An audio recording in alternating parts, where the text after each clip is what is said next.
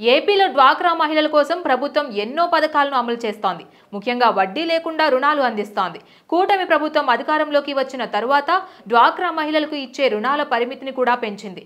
తాజాగా ఏపీ ప్రభుత్వం ఉన్నతి పథకం కింద డ్వాక్రా సంఘాల్లో ఉన్న ఎస్సీ, ఎస్టీ మహిళలకు వడ్డీ లేని రుణాలు అందిస్తోంది. ఇప్పటికే లబ్ధిదారుల్ని ఎంపిక చేసి రుణాలు కూడా మంజూరు చేస్తున్నారు. అంతేకాదు, ఈ రుణానికి వడ్డీ ఉండదు. రుణం తీసుకున్న వారికి బీమా సదుపాయం కూడా కల్పిస్తోంది ప్రభుత్వం. ఒకవేళ రుణం తీసుకున్న లబ్ధిదారులు చనిపోతే ఆ రుణాన్ని రద్దు చేస్తారు.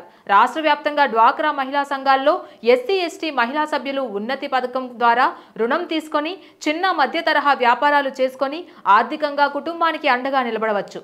అందుకే ప్రభుత్వం ఈ పథకాన్ని అమలు చేస్తోంది. గతంలో ఈ పథకం కింద 20,000 రూపాయల నుంచి 50,000 రూపాయల వరకు మాత్రమే ఇచ్చేవారు.